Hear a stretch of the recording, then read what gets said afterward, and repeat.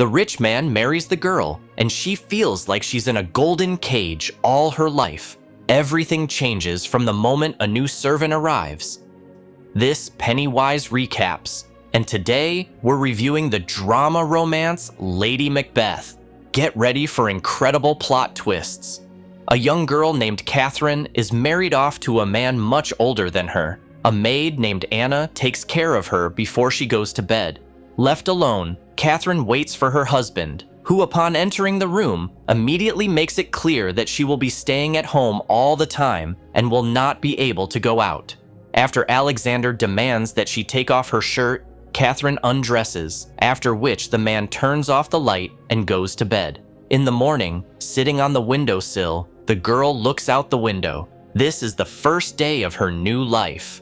A day later, the next morning, Anna comes to Catherine's room to open the shutters on the windows. Catherine is very upset with her gray and boring life. Her only entertainment is the window overlooking nature and the fireplace, and looking at it, Catherine constantly falls asleep.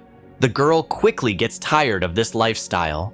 Before dinner is over, Catherine goes to her room. Boris, Alexander's father, does not like this. He tells Catherine about it, demanding that she not fall asleep and wait for her husband in the bedroom. Catherine is followed by Anna, whom Boris orders to make sure that his request is fulfilled. After a while, a drunken Alexander appears in the room. He demands that Catherine take off her shirt and sit by the fireplace. Turning her face to the wall, as the man demands, Catherine hears the sound of unbuttoning her pants behind her. After that, Alexander begins to do manual labor. In the morning, Catherine asks Boris where her husband went. According to the old man, there was an explosion at one of the mines owned by the family, and Alexander went there. Tomorrow, Boris is also going to London on business, so the girl will have to stay alone in the estate for a while. As soon as the old man leaves the house, Catherine goes outside for the first time in a long time to get some fresh air. In the morning, Anna and another maid leave the house, and Catherine falls asleep in front of the fireplace as usual, but wakes up to screams outside. As she leaves the house, she hears voices in one of the buildings. Entering the building, Catherine sees company employees wrapped in sheets. Anna is hanging in the middle of the room. Sebastian points to her and says that they are weighing pigs.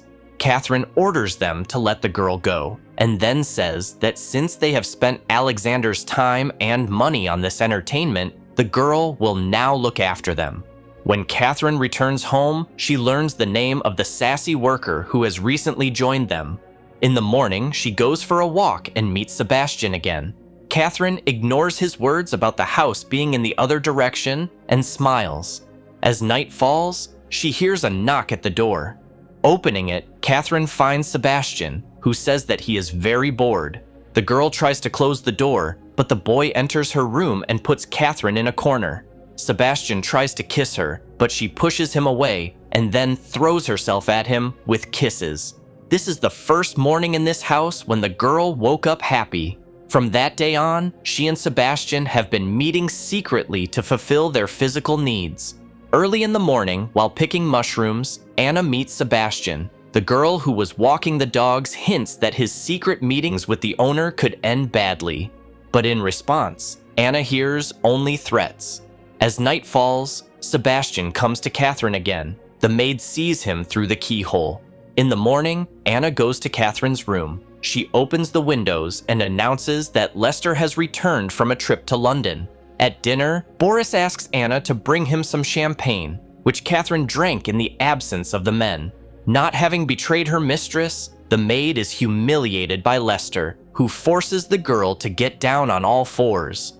After learning of Catherine's betrayal, Boris goes to the barn. There he beats Sebastian and then orders him to lock up. When Catherine finds out, she demands that he let the worker out. For this request, Lester slaps her. Another quarrel ends with Boris going to his room and Catherine propping the door with a chair. After that, the girl asks Anna to sit next to her, as Catherine does not like to dine alone. She starts asking the maid about her family. Boris starts knocking on the door, saying that he is not feeling well, but Catherine orders him to sit and not open the door. As soon as the screaming and banging subsides, Catherine sends the maid to fetch a doctor, and she runs to the barn where Sebastian is locked up. The doctor who arrives can only pronounce Lester dead. Sometime later, Catherine receives a letter from Alexander. He cannot come to his father's funeral. The girl is sure that Alexander hated his father, and that's the whole reason. After burying Lester, Catherine begins to meet with the boyfriend almost openly, and the maids discuss the death of their master, in which Anna blames herself because that day Boris ate the mushrooms that the girl was picking. Because of this, Anna lost the gift of speech. Catherine tells Sebastian about this, assuring him that the maid will not be able to tell her master anything because of her illness. The girl confesses her love to the boy, saying that as long as she is alive, she will never part with him. She will follow him anywhere, even to the next world. One night, Catherine wakes up to a noise. Looking out the window, she notices Alexander's horse below. Waking Sebastian, Catherine sends him to the back room and waits for her husband. She tells him that she woke up to the horses whinnying.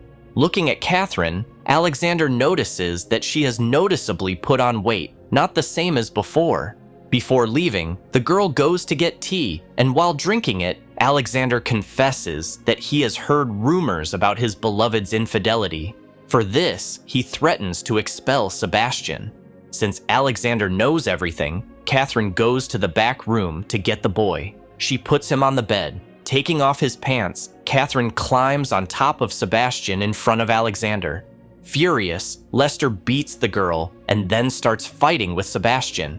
But Catherine, grabbing a shoelace, eliminates her husband. Sebastian buries the man's lifeless body in the woods. To hide the traces of Alexander's return, Catherine takes her husband's horse to the forest, where she hides the animal. Since then, Sebastian has been plagued by insomnia, but Catherine claims that Alexander wanted to eliminate the boy himself, but they beat him to it. Now they have the right to live a happy life. This happy life is disrupted a few days later by a woman named Agnes. She brings a boy named Teddy to Catherine's house and says that he is the son and heir of Lester Jr. Catherine cannot believe it, but Agnes has official documents to prove it.